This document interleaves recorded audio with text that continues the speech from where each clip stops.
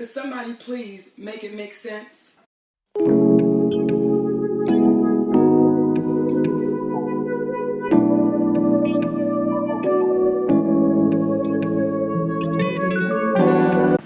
Hey everybody, welcome to A Pop of Culture. I am your host, the Esoteric and Facetious, and this is A Pop of Culture, where I speak on pop culture, social justice, and human experience from Blaque, bisexual millennial perspective.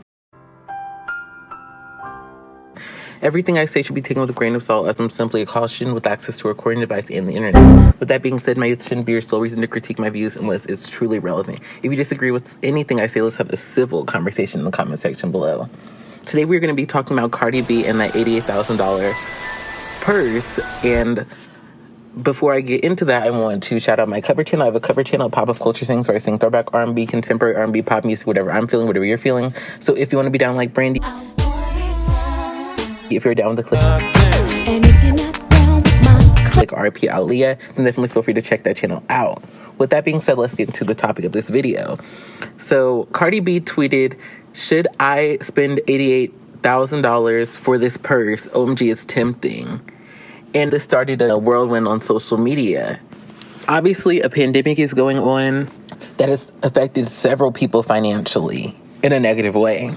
Several people are unemployed. Several people have had to make drastic life changes in order to make ends meet, to survive. Whole industries have been impacted because they existed because they were around in a pandemic-free world. Now, of course, this is not Cardi B's fault. Cardi B did not create COVID. But an issue that I and several other people took with Cardi B posting this tweet was that it came off very tone deaf. The reason why I think Cardi B's tweet came off as very tone deaf is Cardi B has an urban Black following. She came up on reality TV. So, in my opinion, Cardi B's target audience or target demographic is people who are, I would say, like working class to middle class, urban Black people. Part of Cardi's whole brand is, being uncouth, being somebody who will yell at people. You start talking about Cardi in his text. What happened? I like me because you judge women like me. You judged me before you knew me, so I had a reason. I had a reason. What was the reason? I had a reason. What was the reason? I had a reason. What was the reason? I just explained the reason. What was the reason, bitch? I don't need to explain myself to you. And what was the reason? Bitch, come here. Bitch, come here. Bitch, come here. Bitch, come here. People who will quote-unquote pop off, who will quote-unquote keep it real, who will throw shoes at people, and that's not her entire brand. And I'm not trying to support like an angry Black woman stereotype, but I feel like a lot of the reason why people like Cardi is because, people at their job, they can't, quote unquote pop off at their boss or their coworker, even if they're in the wrong. But they can watch people like Cardi who, are on reality TV where they can basically do and say what they want. Even if you look at Cardi B's first huge hit, Bodak Yellow, it's basically her talking about how she is that B. Cardi's Hollywood's acceptable version of hood culture or ratchet culture. Cardi B, the person, is much more than that, but in my opinion, I feel like that's her target demographic or what she's intended to reach. So when Cardi, somebody who has a large audience of people who, in my opinion, are working in middle class, and there's probably also other people who have like a similar experience to her or who can relate to her, who may be, of course, upper middle class.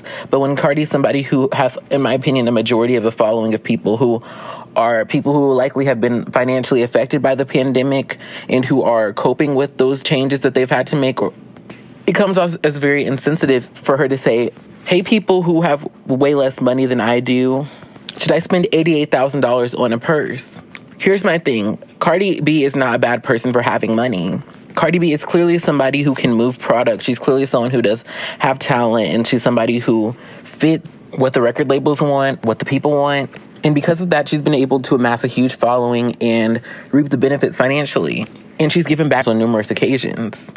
However, I think the issue is if you know that the majority of your following are people who are likely suffering in a pandemic, I don't think that it's smart to kind of talk about, should I buy or should I not buy an $88,000 purse?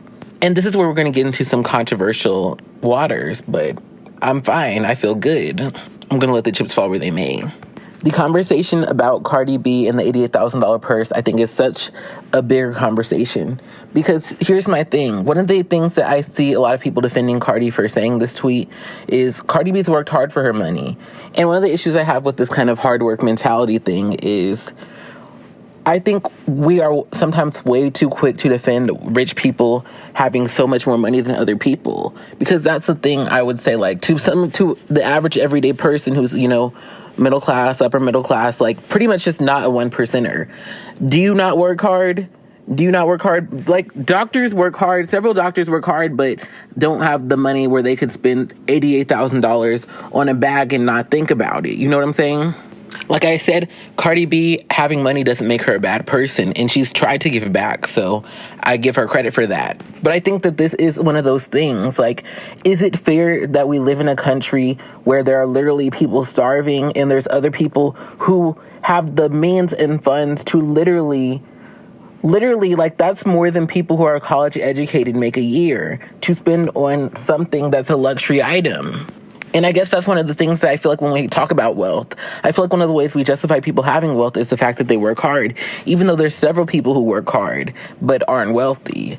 Like, especially, like, people like teachers, and even though they made a career choice to be a teacher, like, I think when somebody's wealthy, we justify that by, they worked hard, even though I think that working hard is just a tenet of being a person who cares about a job well done. You can work hard in any position, but working hard is not always going to generate you an exorbitant amount of income.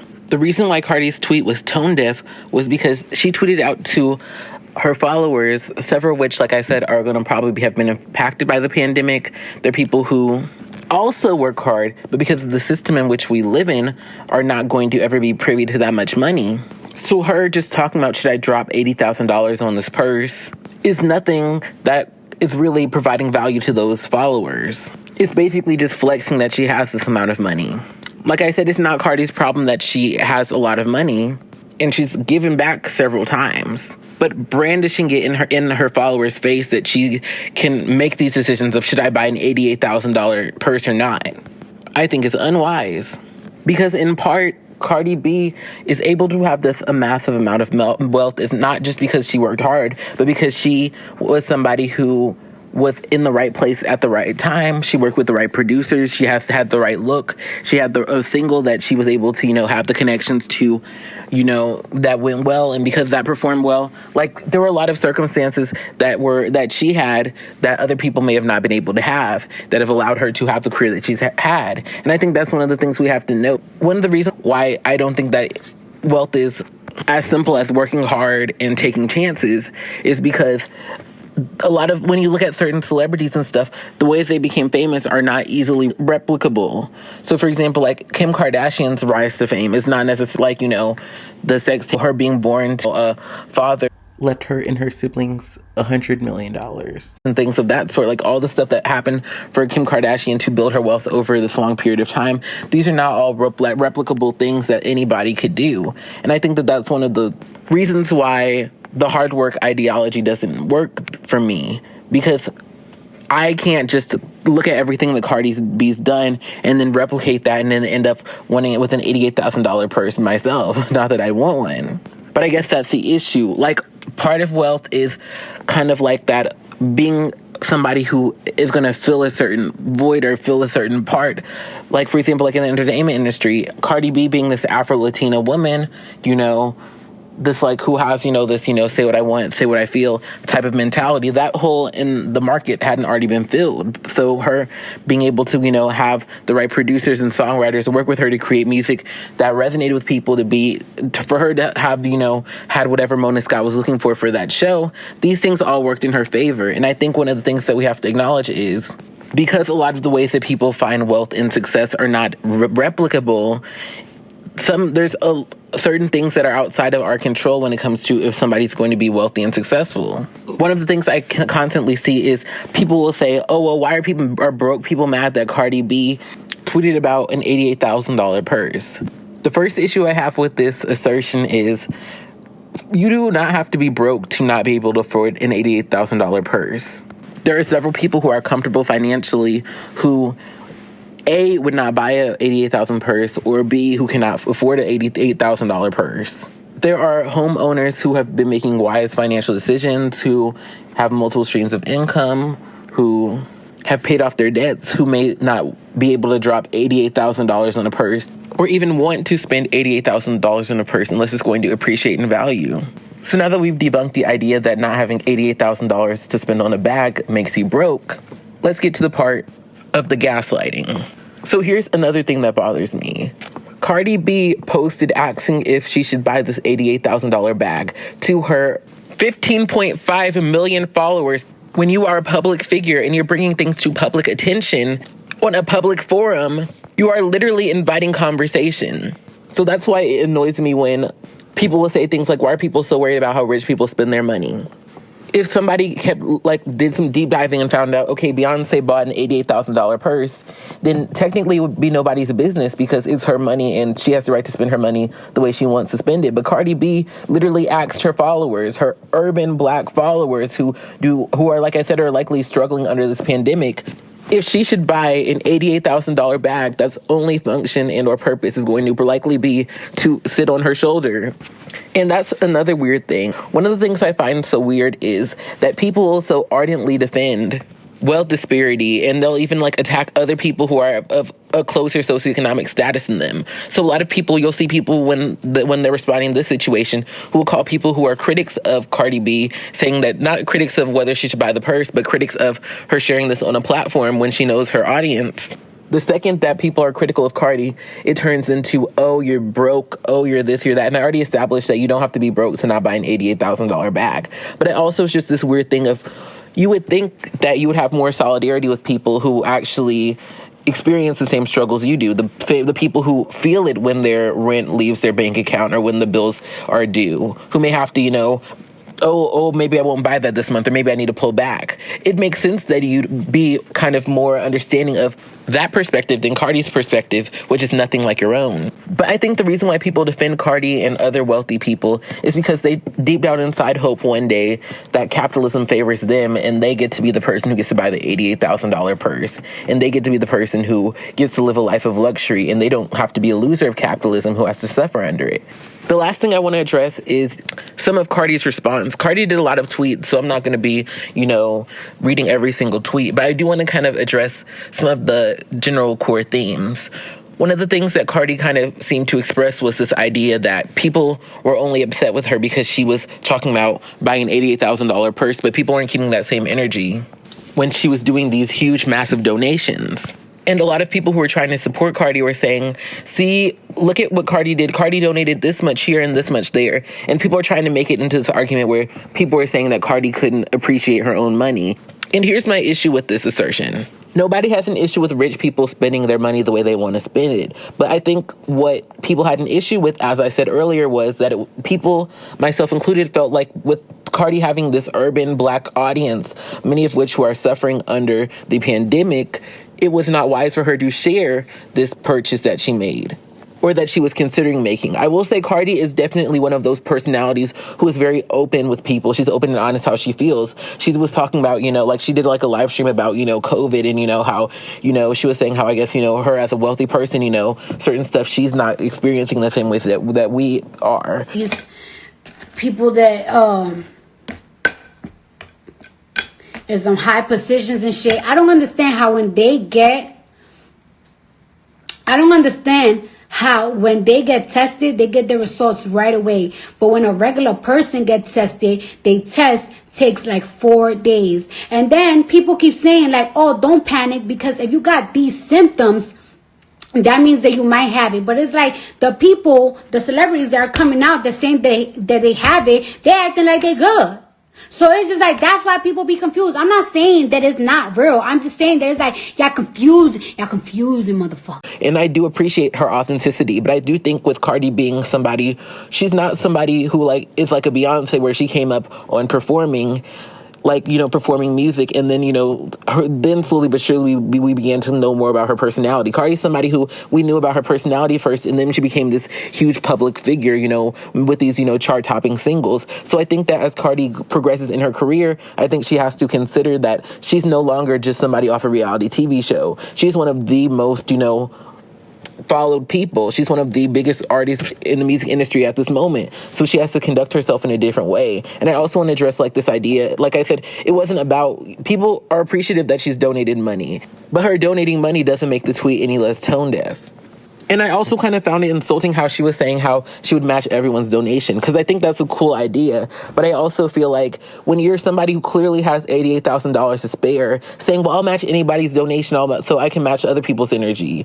My thing is, it's like, you know that you have way more money than other people do. So somebody donating. So I feel like that's why it's kind of complicated when we talk about donating, because you know that a lot of these people are urban Black people, and those people are not going to have nearly the amount of funds that you do to donate. So I kind of feel like it's like, oh, well, I'll match y'all's energy. I feel like if she was going to match people's energy, let's say that they said, okay, I'm going to be putting 1/5 of my, monthly income, or whatever, or like my disposable monthly income after expenses, like into a donation. So Cardi B, if you want to match my energy, you need to let you put 1/5 of your monthly, because I feel like $20 to somebody else or $200 or $2,000 to them from their paycheck it's never going to be the same as she can donate. So I feel like a lot of that whole match the same energy, I feel like she could have matched in ratio or proportion rather than, because it kind of felt like, of course you can match people's energy because of course you're making way more money than them. So it's kind of like, I don't know, that kind of felt a little infuriating. And how do y'all feel about that? But I think this was a really good,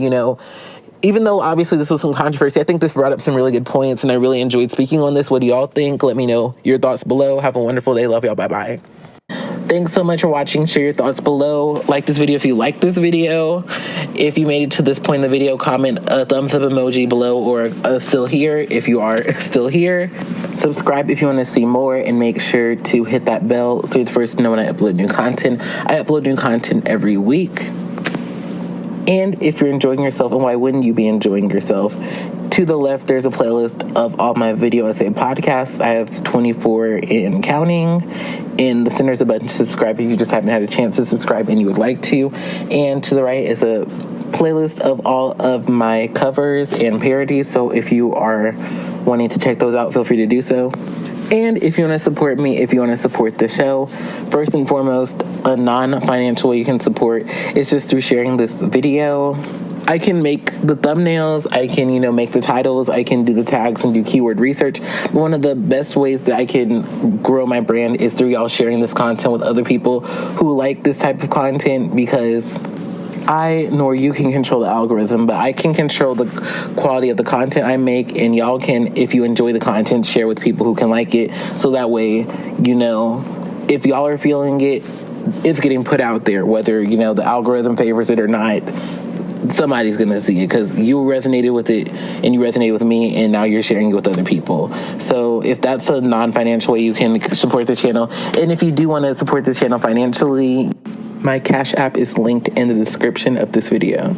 I'm trying to, upgrade my production quality and just, keep growing and expanding and, doing bigger and better. So if you want to help and support that vision, feel free to do so. All those who donate to the channel will be featured in the credits of all of my videos on both of my channels. Thanks so much for watching. Love you all. Bye-bye. See you next time.